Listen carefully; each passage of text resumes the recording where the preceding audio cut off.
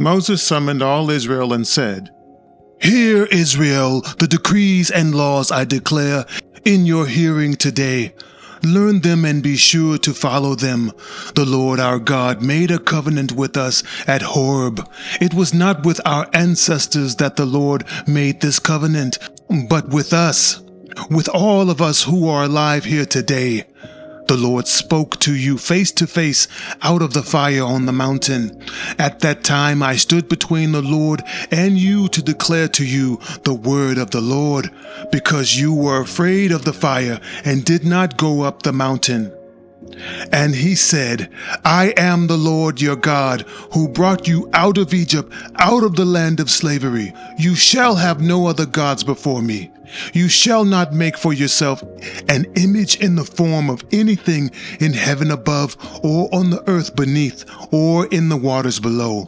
You shall not bow down to them or worship them, for I, the Lord your God, am a jealous God, punishing the children for the sin of the parents to the third and fourth generation of those who hate me, but showing love to 1,000 generations of those who love me and keep my commandments. You shall not misuse the name of the Lord your God, for the Lord will not hold anyone guiltless who misuses his name. Observe the Sabbath day by keeping it holy, as the Lord your God has commanded you.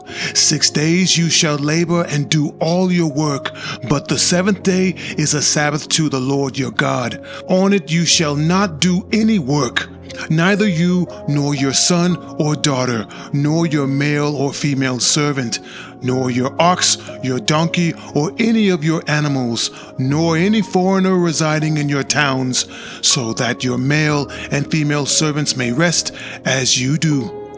Remember that you were slaves in Egypt, and that the Lord your God brought you out of there with a mighty hand and an outstretched arm.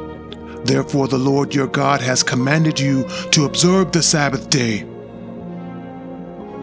Honor your father and your mother, as the Lord your God has commanded you, so that you may live long and that it may go well with you in the land the Lord your God is giving you.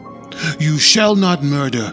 You shall not commit adultery. You shall not steal. You shall not give false witness. You shall not give false testimony against your neighbor. You shall not covet your neighbor's wife. You shall not set your desire on your neighbor's house or land, his male and female servant, his ox or donkey, or anything that belongs to your neighbor. These are the commandments the Lord proclaimed in a loud voice to your whole assembly there on the mountain from out of the fire, the cloud, and the deep darkness, and he added nothing more. Then he wrote them on 2 stone tablets and gave them to me. When you heard the voice out of the darkness, while the mountain was ablaze with fire, all the leaders of your tribes and your elders came to me, and you said, "The Lord our God has showed us his glory.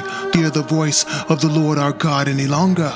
For what mortal has ever heard the voice of the living God speaking out of fire, as we have, and survived? Go near and listen to all that the Lord our God says. Then tell us whatever the Lord our God tells you. We will listen and obey." The Lord heard you when you spoke to me, and the Lord said to me, "I have heard what this people said to you. Everything they said was good. Oh, that their hearts would listen. Oh, that their hearts would be inclined to fear me and keep all my commands always, so that it might go well with them and their children forever.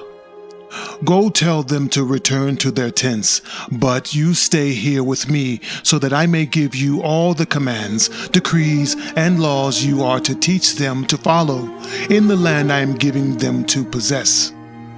So be careful to do what the Lord your God has commanded you. Do not turn aside to the right or to the left.